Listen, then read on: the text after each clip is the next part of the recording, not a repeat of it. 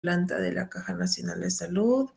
También te cuento con algunos estudios, maestrías, diplomados, etcétera, correspondientes para educación.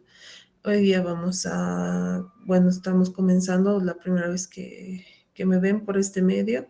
Yo estoy ahorita de turno en la terapia intensiva, entonces es un poquito complicado llegar a la universidad, así que por esta vez va a ser la clase virtual. Ya nos estaremos conociendo con los grupos cuando comiencen las clases. Creo que todavía no tenemos una fecha definida. Y pues si saben, vamos a estar ya comenzando, espero prontamente, las clases presenciales. ¿Ya? Voy a empezar a compartir. Es una clase, el tema que me ha tocado hoy es fisiopatología de la fiebre, que es un tema relativamente corto, no es, en realidad es algo que se lleva dentro de otras patologías, está muy ligado a lo que es inflamación, y vamos a estar viendo con el tema de inflamación, que es uno de los más largos de este módulo, ¿no? Entonces, bienvenidos y bueno, vamos a comenzar.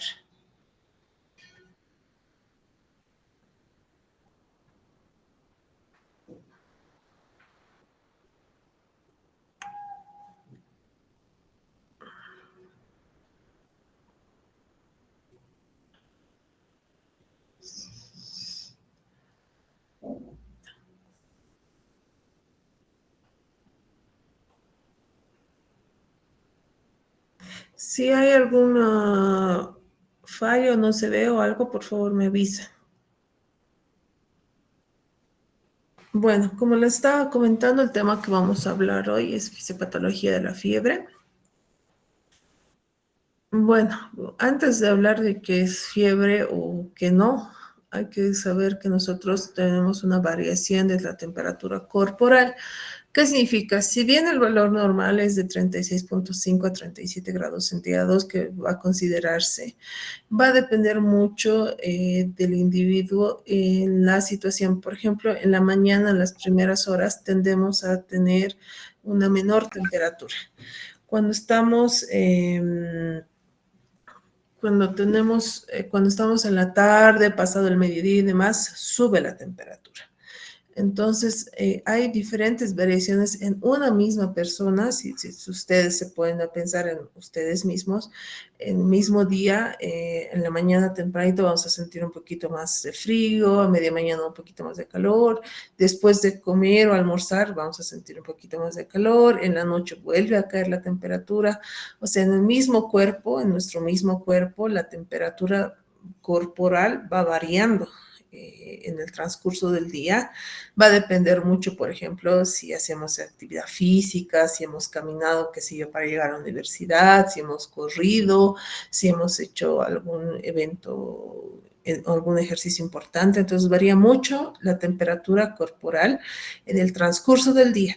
Y varía también mucho si lo voy a tomar en la vía oral, sublingual, si lo voy a tomar axilar, si lo voy a tomar rectal, etcétera. Varía el lugar incluso en la persona. Entonces, según la variación de la temperatura corporal es muy importante porque sí puede haber variaciones como que de 0,3, 0,2, 0,4 grados centígrados en la misma persona.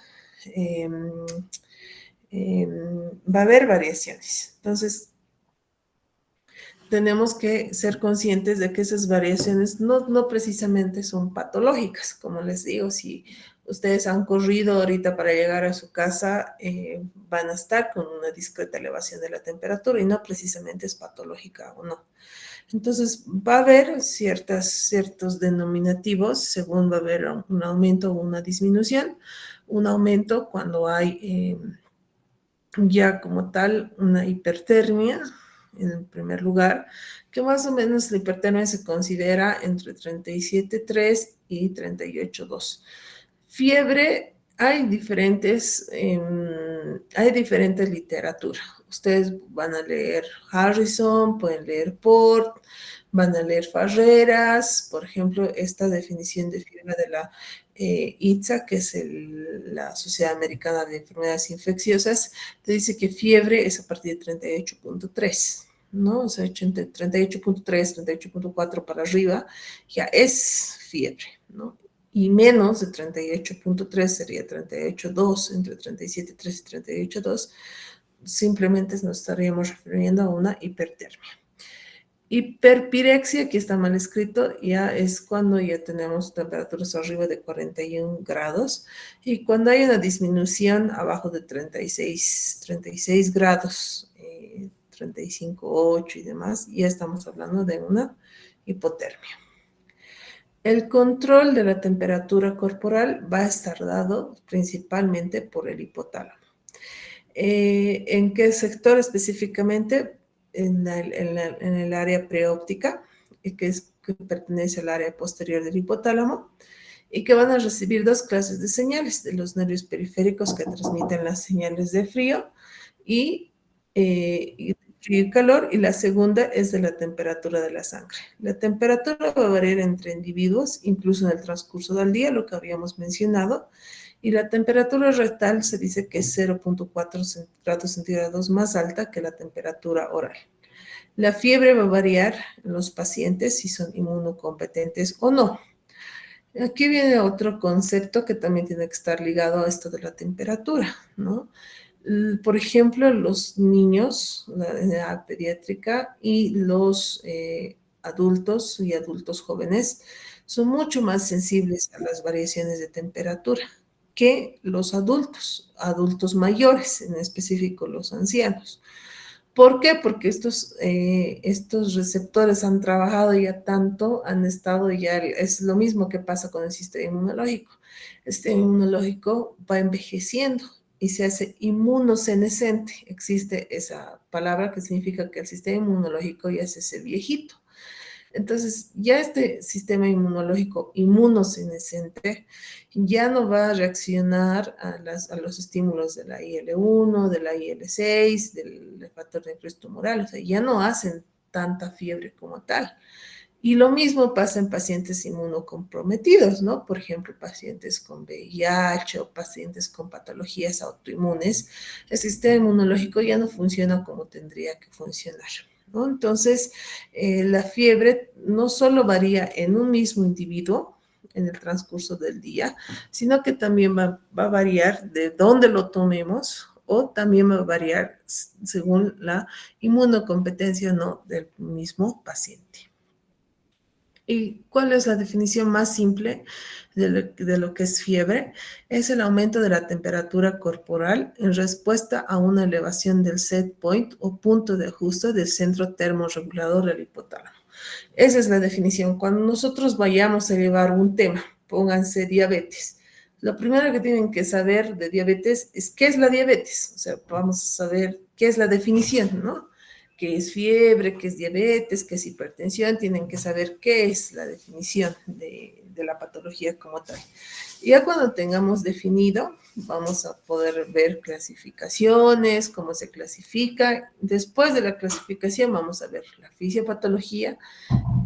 Entre la fisiopatología vamos a ver signos, síntomas, el cuadro clínico y después veremos finalmente el tratamiento, ¿no? Podemos incluir algunos acápites como los diagnósticos diferenciales, etcétera, pero básicamente así es como se avanza un tema. Tienen primero que saber qué es el tema, la definición, luego van a ver clasificaciones, cómo se clasifica y después vamos a ver la fisiopatología y así lo vamos a ver el tema de hoy, ¿ya? El valor normal que ya habíamos dicho, que está descrito en varios libros así, como 36,5 a 37, puede tener una variación de más o menos 0,4 o más o menos 0,5 grados centígrados. Entre 37,3 y 38,2 se puede decir que es hipertermia. Si te miden la temperatura y ya estás 37,1, 37,2, estás nomás dentro de parámetros normales. Pero ya cuando está entre 37,3 y 38,2, ya se puede decir que se dice hipertermia. Y lo que les había dicho, la Sociedad Americana de Infectología nos dice que fiebre es por encima de 38,3. Hay algunas bibliografías que dicen que es a partir de 38,1 y a partir de 38, pero nosotros nos basamos en lo que dice la Sociedad de Infectología Americana, 38,3. Y la hiperpirexia a partir de 41,5, que casi son estados incompatibles con la vida. También existe esta otra clasificación que te dicen de bajo grado, la fiebre se cataloga así, de bajo grado de 37,3 a 38, de grado moderado de 38,1 a 39, de alto grado de 39,1 a 41, hipertermia mayor a 41. Va a depender mucho de la bibliografía que ustedes vayan a leer. Existe en esa clasificación. Nosotros generalmente manejamos lo que yo les he presentado en la diapositiva principal y demás. ¿Y qué es la fiebre? Además de ser una respuesta a la elevación del punto de ajuste, es una reacción. ¿Qué significa? Que ha tenido que haber algún estímulo. ¿Qué estímulo puede ser? Generalmente ustedes van a asociar fiebre a una infección, pero no siempre es relacionado. Existe fiebre relacionado a otro tipo de estímulos, por eso es una reacción a un determinado estímulo. ¿Cuál puede ser el estímulo? Puede ser la exposición a microorganismos, exposición a complejos inmunitarios, exposición a ciertas causas de inflamación. Hay fiebre de origen endocrino, fiebre relacionada a lesión neurológica, o sea, hay diferentes tipos de fiebre, no todos son precisamente infecciosos y es importante que sepan porque muchos de nuestros pacientes complejos, porque si es un paciente que viene con resfrío, no se va a internar al hospital, no van a, ustedes lo van a ver en la consulta externa y le van a dar su antipirético y listo, le van a dar su antigripal y listo, se va a casa y se mejora el paciente.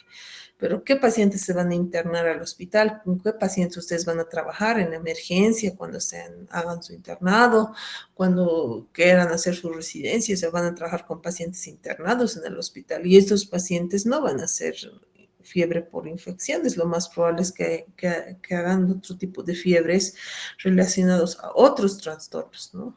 E incluso después viene la fiebre de origen desconocido, que es que se hace una serie de investigaciones, una serie de protocolos para manejar ese tipo de fiebre. Otro tipo de clasificación, también cuando hablamos de clasificación, ustedes tienen que saber que hay clasificaciones que pueden ser por tiempo, que pueden ser por diferentes scores, etcétera. O sea, hay diferentes tipos de clasificaciones según la sociedad americana, según la sociedad europea. Si estamos hablando, por ejemplo, de insuficiencia cardíaca, entonces podremos decir la clasificación de insuficiencia cardíaca según la American Heart Association, según la Sociedad Americana del Corazón, o según la EHS, la Sociedad Europea del Corazón. Entonces, o sea, hay diferentes clasificaciones que se manejan en medicina. Ya depende mucho de la escuela que tengan sus doctores, ¿no? Hay doctores que les gusta manejar la clasificación americana, otros la europea, otros quizá la latinoamericana, etcétera, etcétera. Cada doctor, según su escuela, tiene diferentes clasificaciones, ¿no? Y hay clasificaciones ya mundiales, que si yo, para la colecistitis, la clasificación Tokio. Entonces, ustedes tienen que ver que hay diferentes tipos de clasificaciones según lo que estamos hablando. Esta que es por temporalidad es simplemente por la duración.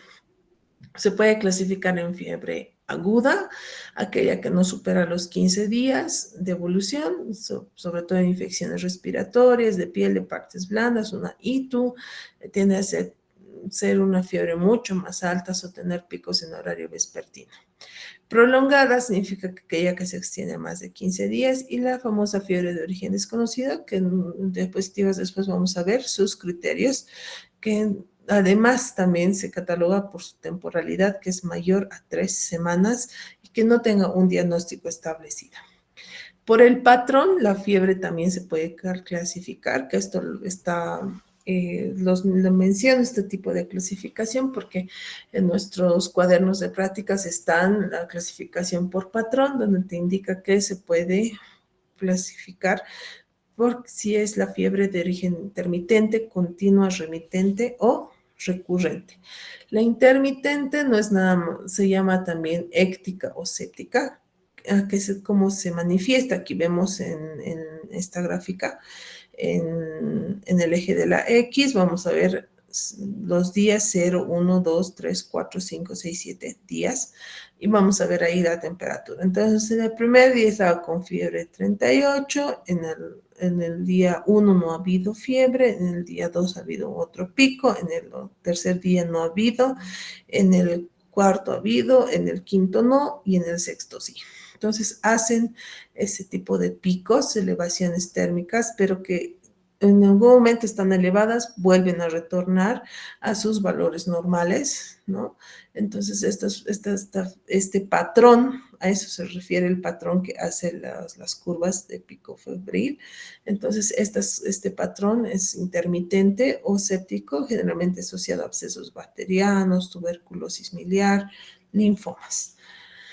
Otro tipo de fiebre que habíamos dicho es el segundo patrón, es la fiebre continua sostenida, que no va a presentar variaciones mayores a 0,6 grados centígrados por día, ¿no? Entonces, mantenemos en el primer día, estamos con 39, al día siguiente seguimos con 38, 38,5, 39, 39,1, 39,5, baja un poquito a 38 y vemos viendo que el patrón es de forma continua, ¿no? Entonces, según ese patrón, en qué casos, por ejemplo, una neumonía hacen fiebres muy, muy fuertes, sostenidas y continuas.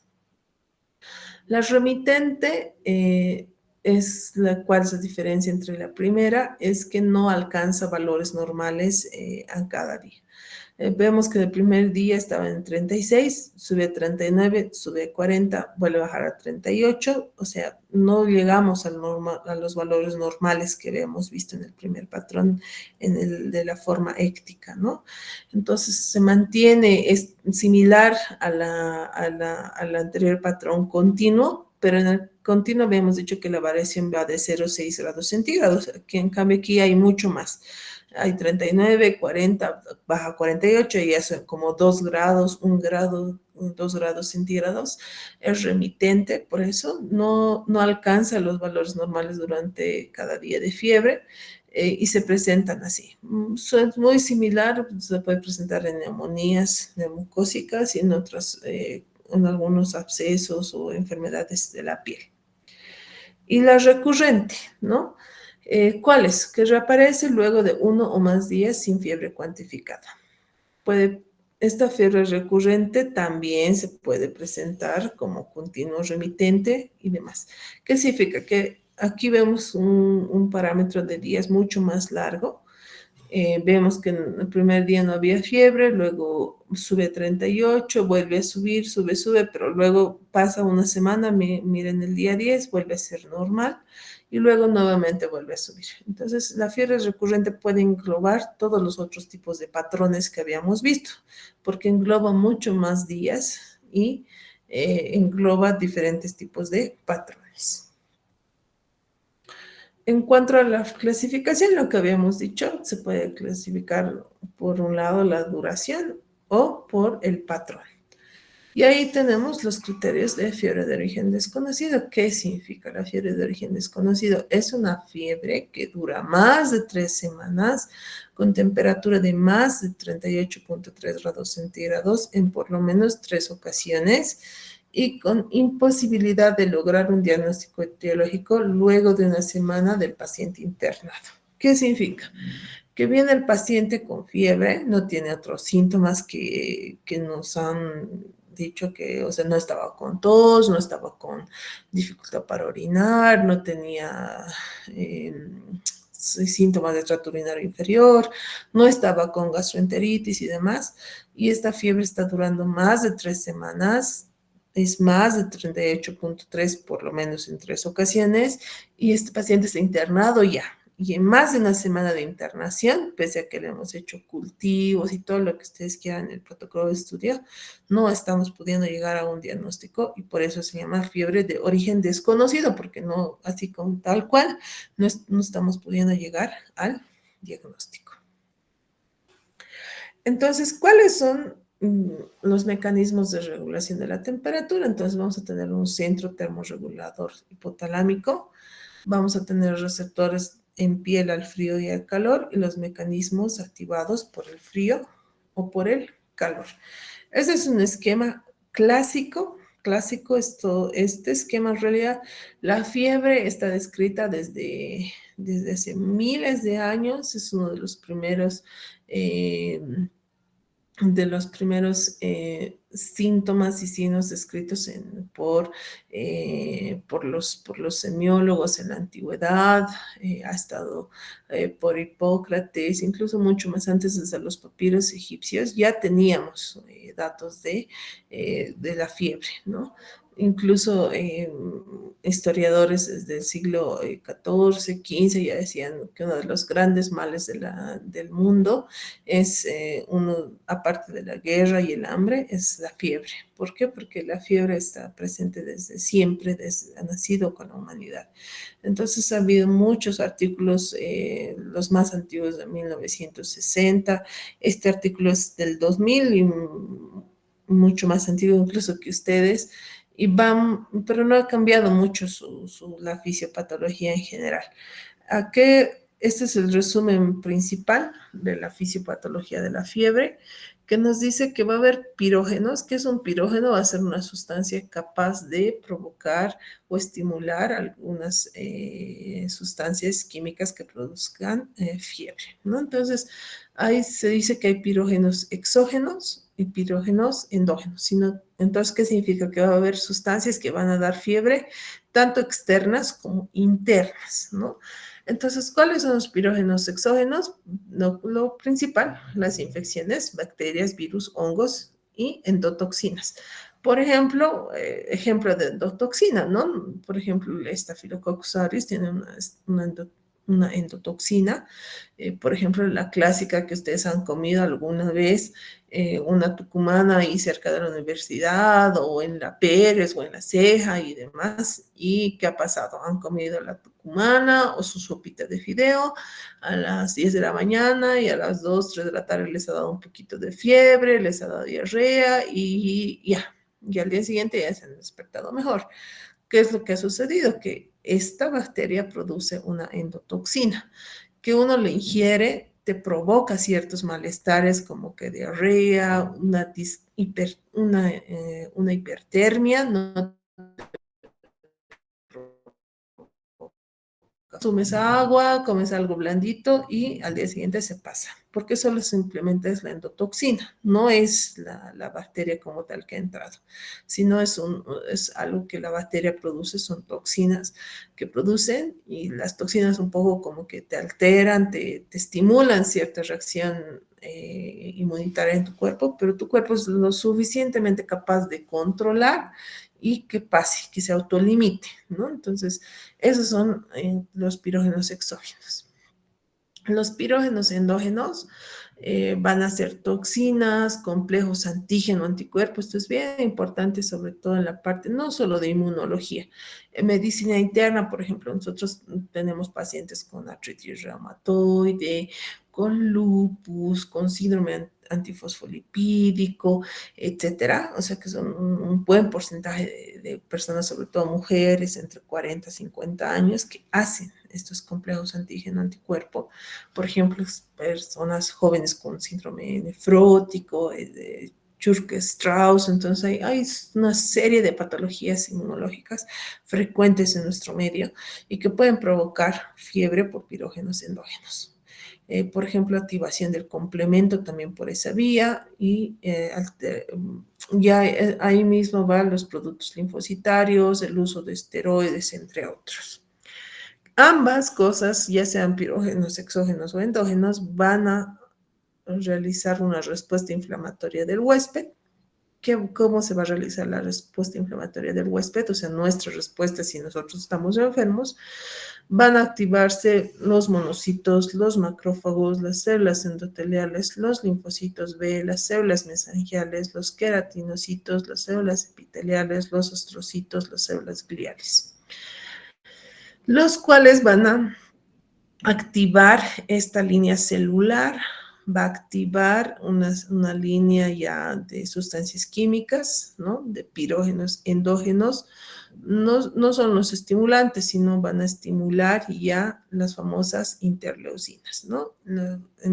Aquí empezamos a ver lo que son las interleucinas, son factores quimiotácticos, ¿no? Son factores que nos van a empezar van a actuar, pueden actuar como segundos mensajeros, pueden actuar como primeros mensajeros, van a ir a activar ciertas otras moléculas y ellas mismas en sí, estas interleucinas, tienen ciertas funciones como vasoconstrictoras, vasodilatadoras, broncodilatadores, activan otras moléculas como los tromboxanos, etcétera, etcétera, interferones, leucotrienos, entonces van a provocar la activación de una serie de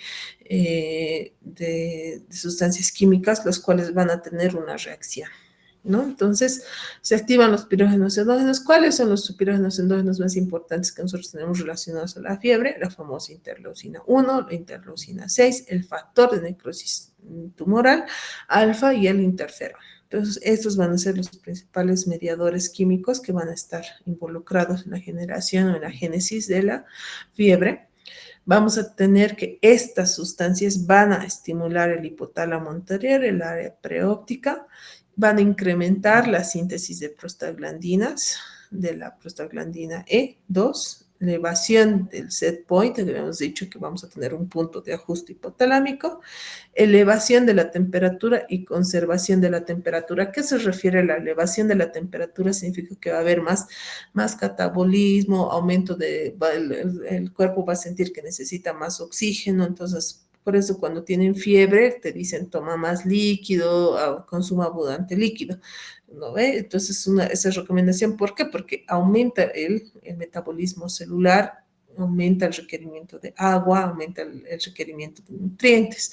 Cuando una persona se enferma, tiene que alimentarse y si no se alimenta va a decaer. Entonces, a eso va en ese sentido de que cuando uno está enfermo, tiene fiebre, hay elevación de la temperatura, aumenta el metabolismo celular en general, ¿no? Y la conservación de la temperatura, que se refiere a nosotros, ya tenemos una temperatura, ¿de qué es? ¿Cómo está la temperatura? Cuando te pinchas, ¿te sale sangre caliente o fría? Te sale sangre caliente. ¿Por qué? Porque nuestros vasos, todo lo que está circulando, está regulado ya con la vasoconstricción, con la circulación, con el flujo que produce, está ya atemperado nuestro cuerpo. Entonces, esa temperatura que ya tiene nuestro cuerpo se tiene que conservar con mecanismos de vasoconstricción, vasodilatación, etcétera. Entonces, esta elevación del set point va a hacer que esa conservación se altere y se vaya elevando la temperatura y finalmente nos dé el resultado de fiebre. Y aquí tenemos dentro de los pirógenos endógenos, aquí vamos a como que desglosar algunos de estos que hemos visto de la fisiopatología. Sabemos que todo empieza con las células madre las células madres hematopoyéticas pluripotenciales, que así lo hemos visto. Recuerdo, si no me falla la memoria, esto se lleva en segundo año, ¿no? Y se van a ir diferenciando en unidades formadoras de colonia, ¿no? Van a haber unidades formadoras de colonia que van a ir diferenciando diferentes formas, ¿no? En unidades formadoras de colonias de monocitos y se va a formar el promonocito y los monocitos se van a diferenciar en macrófagos, ¿no? Entonces, estas células madre granulocíticas, ¿no? Van a ir formando este tipo de células que son importantes en la inmunidad celular. Esto debería verse junto a lo que es inflamación. La inflamación es como un tipo de carrera donde varios elementos que componen la carrera parten al mismo tiempo y entre ellos está la inmunidad, la coagulación, etcétera. Entonces ahí se ve lo que son los macrófagos. Por ejemplo, los macrófagos, todo viene de una misma línea celular, de las células blancas, de la línea blanca. Un monocito que está localizado en el hígado, por ejemplo, ya no se va a llamar macrófago, sino se va a llamar célula de Kupffer. Entonces, Es lo mismo, es el mismo monocito, es el mismo macrófago, pero que solamente está localizado en diferentes órganos. Entonces, cada órgano va a tener, por ejemplo, en el sistema nervioso central, tenemos la glía. Entonces, va a depender su denominativo según esté localizado, ya sea en la piel, ya los queratinocitos, por ejemplo, las células de Kupffer, la glía, etcétera, en diferentes sistemas se va a denominar así, ¿no? De la misma línea de los granulocitos va a estar el promielocito, los mielocitos y los neutrófilos. O sea, todo viene de la célula, de las células madres granulocíticas. Y también habíamos hablado, ahí se activan por uno u otro medio o por directa estimulación. Aquí la interleucina 3 está muy metida en la estimulación, por activación directa de precursores o por activación directa a los mismos macrófagos se van produciendo más monocitos, más neutrófilos, más macrófagos, los cuales van a ir activando otras moléculas que, que van a ir actuando en esto de la fiebre. Otra cosa importante, pero esto lo van a ver ustedes, esto yo me acuerdo que se lleva sobre todo en farmacología, ¿no? La síntesis de prostaglandinas. Hay un tema grande en farmacología que se llama los AINES, los antiinflamatorios no esteroideos, y ustedes van a ir viendo que lo principal que vamos a ver en ese tema es la síntesis de prostaglandinas, ¿no? ¿Qué significa? Son dos, va a haber cómo se sintetiza las prostaglandinas mediante dos enzimas de ciclooxigenasa, las famosas COX-1 y COX-2, que van a transformar el ácido araquidónico en endoxiperoxidasas de prostaglandina.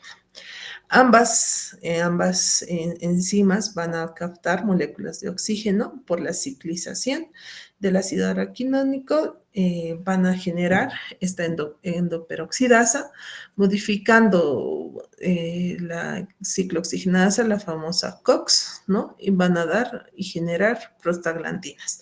Hay diferentes tipos de prostaglandina, la prostaglandina E, la prostaglandina F, la prostaciclina, que van a tener diferentes sitios de acción. Pueden actuar en recién nacidos, en relajación de músculo liso, en el embarazo, están incluso relacionados en el aborto, pueden estar relacionados con problemas de la coagulación, se pueden sintetizar tromboxanos, también pueden estar relacionados con el epitelio gástrico, ¿no? Van a ver, por eso los AINES son importantes en generar gastritis medicamentosa secundaria al consumo porque van a alterar la citoprotección del epitelio gástrico. Y las prostaglandinas y los leucotrienos, ¿no? ¿Qué es lo que sucede? Que hay una injuria, se altera la membrana celular, los fosfolípidos, y esta, por medio de las fosfolipasas, van a liberar el ácido araquidónico. Y ese ácido araquidónico, mediante la ciclooxigenasa o la S-lipoxigenasa, van a formar. La brilla de la COX es la más importante para las prostaglandinas, la prostaciclina, la I2 y el tromboxano, y van a ir a formar vasodilatadores o vasoconstrictores, y de ahí mismo, de esa misma línea, se va a formar las prostaciclinas D, E y F, ¿no? Que tienen este tipo de acciones. Y por la otra vía de la lipoxigenasa se van a formar las lipoxinas y los leucotrienos A y B, ¿no? Entonces es un resumen un poquito más corto para que ustedes tengan en cuenta de dónde salen las prostaglandinas que habíamos dicho. La prostaglandina E2, sobre todo, es la que se va a meter mucho en esto de la generación de la fiebre. Y la interleucina 1, que tiene mucho, vamos a ver interleucina 1, 6, la 10, siempre van a estar metidas en casi todo lo que vamos a ver en el año. Van a estar sobre todo en este tema de fiebre, luego también en el tema de inflamación, ¿no? Van a estar muy presentes las interleucinas, ¿no? Las interleucinas son proteínas inmunitarias que va a generar el cuerpo, ¿no? También se llaman citocinas, que son moléculas sobre todo señalizadoras, ya que actúan, como habíamos dicho, como mensajeros químicos que van a ir a activar la línea celular o va a ir a activar los glóbulos blancos, ¿ya? ¿Qué acciones tiene la interleucina 1? Puede inducir fiebre, está muy relacionado con la respuesta inflamatoria, activación de los linfocitos T y B, está metido en la respuesta rápida, puede producir también supresión del apetito, actúa también a nivel de la absorción de los huesos, produce proteólisis de los músculos, promoción del sueño, estimulación de la prostaciclina E2, estimulación del eje pituitario y renal. Gracias a esta interleucina, si ustedes se dan cuenta, ¿cómo, qué es relación, por qué es importante la fisiopatología? Ya ustedes ya han llevado su primera teórica, ya saben qué es la fisiopatología, pero ¿qué es lo importante? Es el mensaje es que mediante desglosamos la fisiopatología, nosotros vamos a poder entender por qué el paciente se siente así. Si me llega el paciente con un ABC hemorrágico y va a llegar con deterioro del sensorio, va a llegar con una hemiparesia y demás, ya ahí mis neuronas van a hacer, esto ha pasado, y por eso va el paciente, mediante la fisiopatología, va a poder decir, sí, por eso tiene esto, ¿no? Entonces, lo mismo pasa con todas las enfermedades, ¿no? Entonces, ¿por qué los pacientes solo pónganse a pensar en un resfrío fuerte, ¿no? El paciente va a tener supresión del apetito, va a tener mialgias. ¿Por qué? Porque va a haber esta proteólisis de los músculos, va a tener tendencia a estar somnoliento, con mucho sueño. Si ustedes se ponen a pensar, cuando tenía un resfrío fuerte, ¿cómo estaba yo? Entonces tal vez no tenía mucha hambre, me dolían los músculos, estaba con mucho sueño, ¿no? Entonces, en base a esto de la fisiopatología se explica los síntomas y signos que nosotros presentamos en la enfermedad. Entonces, existe una serie de interleucinas, hasta no tengo muy claro el número, ya van variando cada año los descubrimientos, hay más de 100 interleucinas ya descritas, ¿no? Pero aquí están algunas de las importantes para este tema, la interleucina 3 que habíamos visto que va a estimular la línea de la hematopoiesis, ¿no? La IL-4 que va a inducir la diferenciación de células B, la L5 lo mismo, la producción de eosinófilos, la L7 las natural killer, la IL-8 proinflamatorias, la IL-9 como factor de crecimiento, la IL-10 habíamos dicho que va a inhibir la TGLP1, la IL-11 va a estar en fases van a producir trombocitopenia en fases más ya de hiperpirexia y así, etcétera, etcétera. Cada una de las células o de las interleucinas de esas proteínas van a ir estimulando, ¿no? Entonces, las más importantes que habíamos dicho, las 4 más importantes que habíamos dicho de todas estas citocinas, la interleucina 1, la interleucina 6, el factor de necrosis tumoral y el interferón. ¿Por qué son importantes cada uno? Porque igual estimulan células T, células B, van a estimular la fagocitosis, van a estimular la síntesis de proteínas a través del hígado, va a disminuir la síntesis de albúmina, va a activar el sistema hematopoyético, va a activar células endoteliales, estimula la reabsorción ósea, induce que se produzca más IL-6 y factor de necrosis tumoral interferón, induce shock séptico, induce sueño, induce anorexia. En la IL-6, por su parte, también va a tener actividad sobre las células B, va a estimular igual la síntesis de proteínas hepáticas, etcétera, etcétera, muy similar sus acciones. Va a ir, en realidad, nosotros cuando medimos respuesta inflamatoria sistémica, podemos medir y podemos ver medir la cantidad de interleucina 6. Mientras más alto esté el nivel de interleucina 6, significa que el paciente está más inflamado. ¿no? Y el factor de necrosis tumoral también es uno de los que vamos a estar viendo en este tiempo, no solo en inflamación, sino en la mayoría de las patologías que vamos a ver.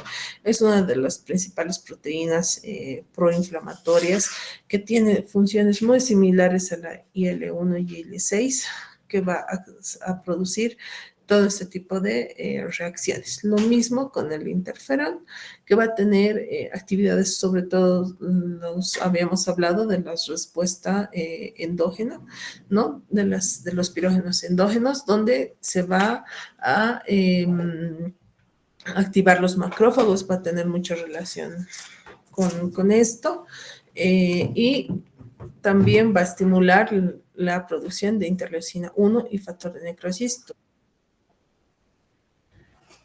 Ahora hablemos un poquito de los pirógenos exógenos, porque sí varía un poco la activación. Por el otro lado había sido más que todo por la línea celular. ¿Qué es lo que sucede? Que van a tener ciertas moléculas. Las bacterias como tal van a tener ciertos estimulantes, sobre todo en su membrana celular, o sea, en su membrana bacteriana en realidad.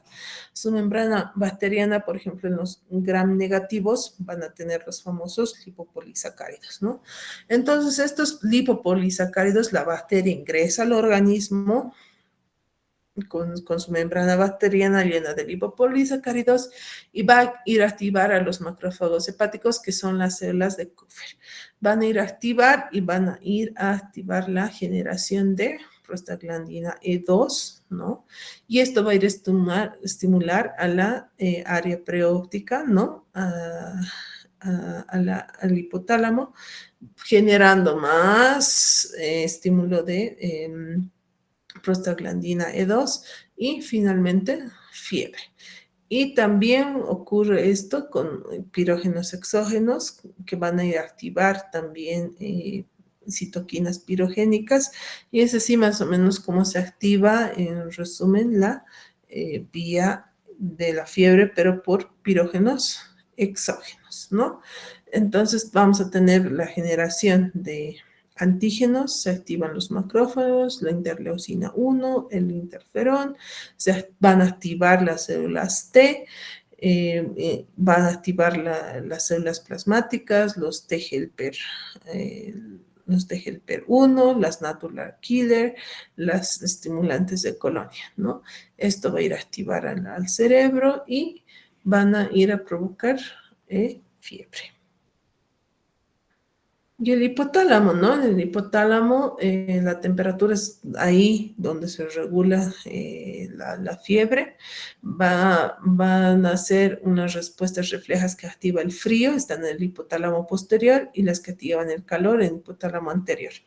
¿Qué es lo que sucede? Que está muy caliente nuestro cuerpo, la sangre que está circulando a través de las arterias y venas, y tienen que darse un respiro. Está todo muy caliente. Entonces van a empezar a vaso, hay un proceso de vasoconstricción y de vasodilatación, ¿no? Vasodilatación, van a ver, por ejemplo, la cara, la rubicundez, los vasitos se dilatan mucho en la cara, entonces por eso las personas están rojas. Pero llega un momento que ese vaso contrae, ¿no? Por estímulo de las interleucinas y demás, y en ese momento que se contraen, empieza a sentir el cuerpo frío. ¿Y qué hacemos? Temblamos. ¿Y qué se llama eso? Escalofríos, ¿no? Entonces, están ahí esas actividades de no solo a la respuesta al frío. El cuerpo dice, muy caliente, no puedes estar todo el tiempo, vamos a hacer un periodo de vasoconstricción y te da escalofríos. Entonces, trata el cuerpo de regularse con la fiebre también. Y la estimulación del hipotálamo anterior va a provocar lo que habíamos dicho, la vasodilatación y sudoración y la hipertermia.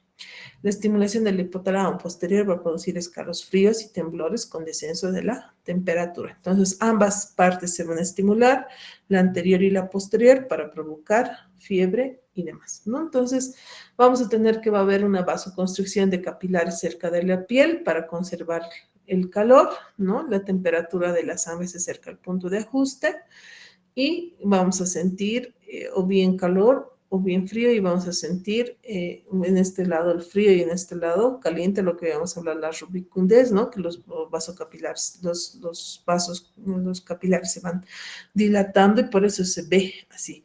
Por ejemplo, en el frío también van a actuar los sensores de la piloerección, que es lo que sucede cuando uno le hace frío y cuando está con escalofríos, los vellitos de la piel se van parando, ¿no? Entonces cesa la secreción de sudor y los pelos se levantan, atrapando el aire aislante. Esa es la piloerección, es una respuesta para que el cuerpo esté más frío, ¿no?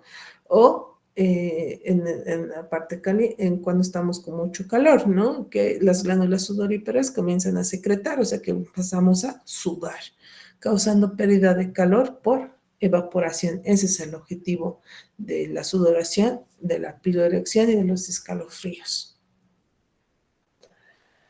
Y también le habíamos hablado que no solo hay pues, fiebre en la clasificación por temporalidad o por patrón, también hay otros tipos de fiebre, ¿no? Relacionados, por ejemplo, a la inflamación. Eh, Inflamaciones fuertes, por ejemplo, la meningitis o otro tipo de patologías que nos van a dar inflamaciones graves, nos van a dar mediadores inflamatorios. Habíamos dicho que la IL-1 y la IL-6 van a estar muy, muy presentes en esto, y esos son los que van a dar los mediadores inflamatorios pirogénicos y va a ser la vía muy similar a lo que habíamos visto en la sepsis. La fiebre inducida por fármacos, por ejemplo, va a haber por interferencia del mecanismo de pérdida de calor en las periferias o por interferencia en la regulación central o el daño directo a tejidos o la estimulación de la respuesta inmune.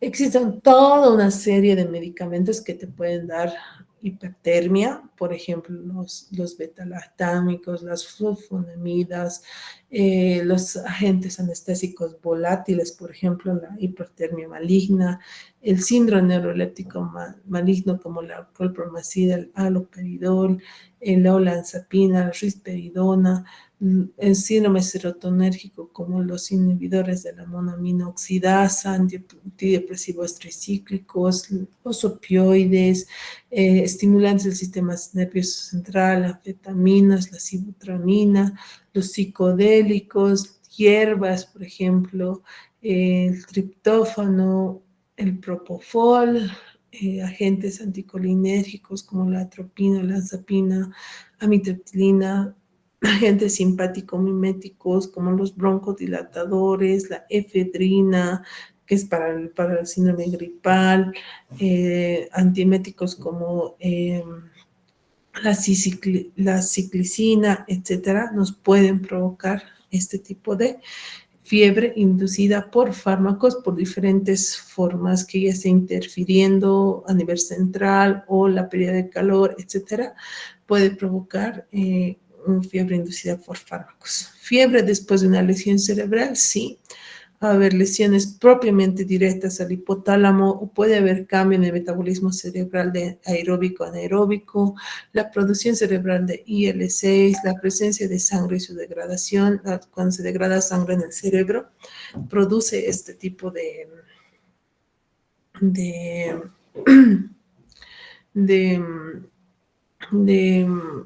de fiebre, activación de los gradientes de protones, ¿no? Y la fiebre endocrina también va a haber, ustedes saben que existe el hipo e hipertiroidismo, los cuales pueden provocar sobre todo el hipertiroidismo, activación de las interleucinas que ya hemos mencionado, y los pacientes con hipertiroidismo son pacientes que están un poco con un set point más elevado de lo normal y andan correteando por todo lado. Ahora, la fiebre como tal va a tener también mecanismos de daño que pueden ser daño a las células, daño local o sistemas o un daño sistémico, ¿no? El daño a las células puede estar dado por daño del mismo DNA, por el calor excesivo, ¿no? Estimulación de la excitotoxicidad. La excitotoxicidad es la activación de la apoptosis, ¿no? la desnaturalización de las proteínas y finalmente la muerte celular, lo cual también puede llevar a efectos locales como estimulación de citoquinas, respuesta inflamatoria, éstasis vascular, extravasación, edema. Y finalmente los efectos sistémicos, que serían la endotoxemia y alteración o traslocación de la flora del intestino. Entonces, tiene también sus efectos. La fiebre, enemigo o no enemigo, es como la tos, por ejemplo. Es algo que tus cilios o tu epitelio traqueal y demás detecta que hay una toxina, ¿qué es lo que hace? Estimula la tos para botar. Entonces, ¿buena o es mala? Teóricamente es buena. ¿Por qué? Porque trata de eliminar mediante el mecanismo de la tos esos virus, ese malestar que ha pasado, ¿no? Y lo mismo la fiebre trata de, mediante sus ventajas, estimular que el sistema inmunológico se estimule más. Pero sin embargo, si dejamos que esta fiebre pase límites y pasen varios días con fiebre muy alta, es nocivo, ¿no? Por ejemplo, en pediatría, los pacientes pediátricos con fiebre arriba de 39 por varias horas convulsionan, ¿no? Entonces, está bien que tengamos fiebre un poquito, no nos vamos a, por una hipertermia, no vamos a estar así como que me voy a morir, ¿no? Pero tampoco no vamos a estar como con fiebre muchos días, entonces hay que tener un balance entre sí, un poco de fiebre, pero no extremadamente con muchos días, ¿no? Entonces, ¿y qué nos da el síndrome febril, no? Nos van a dar, dependientes de la termogénesis, escalofríos, temblor, piroerección, hiperestesia, mialgias, artralgias, palidez, cianosis, lipotimias, ¿no? De la termólisis, cuando ya estamos pasando a la hiperpirexia, ya es una fiebre sostenida y demás, ya nos da taquicardia, rubicundez, sudación, cefalea, taquipnea, estreñimiento, la orina se puede volver más oscura, un ardor transmisional, eritrocituria, hipotensión, de efervescencia. Y cuando ya es mucho tiempo y ya no puedes ya ni dormir, ya te da insomnio, somnolencia, pesadillas, confusión, convulsiones, herpes, albuminura, inquietud, anorexia, pérdida de peso, fotofobia. Entonces, ningún extremo es bueno. Si no podemos aguantar una febrícula de 37,7, 1 o 2 días, está bien, pero ya después hay que empezar el tratamiento correspondiente. Y la fiebre, como les digo, no es un enemigo como tal. ¿Por qué? Porque nos ayuda, tiene ciertas, entre comillas, ventajas que nos ayuda al aumento y proliferación de células B y T, a mayor producción de anticuerpos, mayor actividad antimicrobiana, mejor función quimiotáctica para los polimorfos nucleares y monocitos, activa los fibroblastos para sintetizar colágeno y reparar los tejidos, reparación de tejidos, aumento de la liberación de la lactoferrina en neutrófilos, lo cual va a producir una disminución de hierro sérico, inhibiendo el incremento de muchos microorganismos. O sea, la fiebre tiene sus virtudes, tiene ciertas ventajas. Sí, está bien que nos dé cierta distermia o hipertermia en algún momento del día o de algunos días, pero tampoco debemos dejar pasar que esté por mucho tiempo, ¿no? Y la fiebre.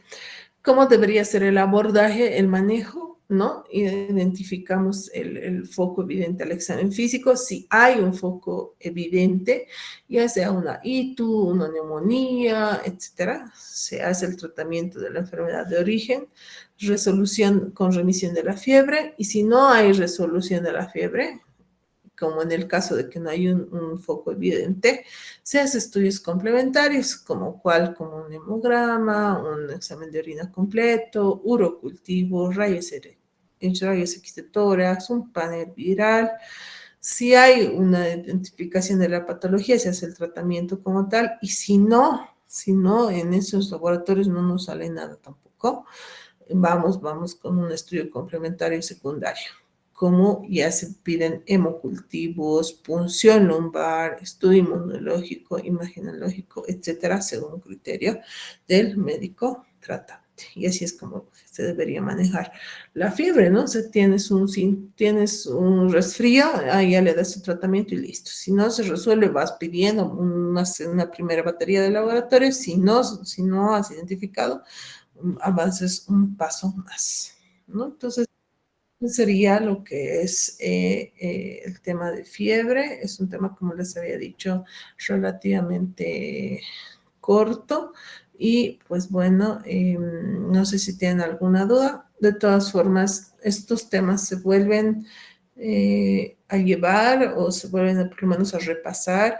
No sé cómo estará planteado este año, pero todos los años generalmente hacemos una clase de prácticas o dos clases prácticas por cada tema, donde se resuelven los cuestionarios, los casos clínicos, se hacen exposiciones por parte de los estudiantes, etcétera, sobre los temas, porque ya estamos dando las clases teóricas. Entonces ya ustedes tienen que leer sobre el tema para que en su clase ya estén preparados y se puedan tomar los exámenes, las exposiciones, etcétera. No sé si tienen alguna duda.